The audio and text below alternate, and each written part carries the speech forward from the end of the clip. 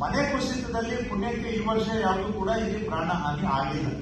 ಆದ್ರೆ ಈಗ ಮಂಗಳೂರಿನಲ್ಲಿ ಈ ವರ್ಷನೂ ಆಗಿದೆ, ಹೋದ ವರ್ಷನೂ ಆಗಿದೆ, ರಾಜ್ಯಾದ್ಯಂತ ಆಗಿದೆ. ಈ ಮನೆ ಕುಸಿತ 2-3 ಕಾರಣದಿಂದ ಆಗುತ್ತೆ. ಹಳೆ ಮನೆಗಳು ಕುಸಿತ ಆಗ್ತದೆ. ಇದು ಮನೆ ಕುಸಿಯುವಂತ ಮಟ್ಟಕ್ಕೆ ಬಂದಿದೆ ಅನ್ನೋದನ್ನು ಕೂಡ ನಾವು ಗುರುತಿಸ್ಬೇಕು. ಆ ಮಟ್ಟಕ್ಕೆ ಹೋಗಲೇಬೇಕು. ನೀವು ಹೇಳ್ಬೋದು ನಾವೇಗೆ ಹೋಗೋದು, ನಾವೇಗೆ ಮನೆ ನೋಡೋದು, ನಮ್ಗೇನು ಗೊತ್ತಾಗುತ್ತೆ. ಪ್ರಯತ್ನ ಮಾಡಲೇಬೇಕು. ಪ್ರಾಣ ಉಳಿಸ್ಬೇಕು ಅಂದ್ರೆ ನಾವು ಎಕ್ಸ್ಟ್ರಾ ಪ್ರಯತ್ನ ಆದ್ರೆ ಮಾತ್ರ ಪ್ರಾಣ ಉಳಿಸ್ಲಿಕ್ಕೆ ಸಾಧ್ಯ. ಎರಡನೇದು, ಕೆಲವರು ಗುಡ್ಡದ ಕೆಳಗಡೆ ಕಟ್ಟಿದ್ದಾರೆ. ಅದು ಏನೋ ಮಣ್ಣು ಸರಿದಾಗ ಮನೆ ಅಪಾಯ ಆಗುತ್ತೆ ಅನ್ನುವಂಥದ್ದು ಗುರುತಿಸಲಿಕ್ಕೆ ಅವಕಾಶ ಇರುವಂತಹದ್ದು ಇದಾವೆ.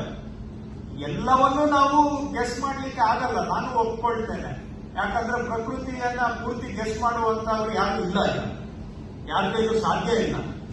ಆದ್ರೂ ಕೂಡ ಮಾನವ ಇತಿಮಿತಿ ಒಳಗಡೆ ಎಲ್ಲಿ ಅನಾಹುತ ಆಗುತ್ತೆ, ಯಾವ ಮನೆ ಕುಸಿಯುತ್ತೆ, ಯಾವ ಮನೆ ಗುಡ್ಡದ ಅಂಚಿನಲ್ಲಿ ಇದೆ, ಅದು ನಾಳೆ ಹೆಚ್ಚು ಕಡಿಮೆ ಆಗ್ಬೋದು. ಇಂಥವುಗಳನ್ನ ಮ್ಯಾಪ್ ಮಾಡಿ ಅತಿ ಮಳೆ ಆಗುವಂತ ಸಂದರ್ಭದಲ್ಲಿ ಅಲ್ಲಿ ನಾವು ಟೆಂಪ್ರರಿ ಆಗಿ ಅವ್ರನ್ನ ಮನೆಯಿಂದ ಖಾಲಿ ಮಾಡಿಸುವಂತಹದ್ದು ಇವೆಲ್ಲ ಮಾಡಲೇಬೇಕು. ಆವಾಗ ಮಾತ್ರ ನಾವು ಪ್ರಾಣ ಉಳಿಸಲಿಕ್ಕೆ ಸಾಧ್ಯ.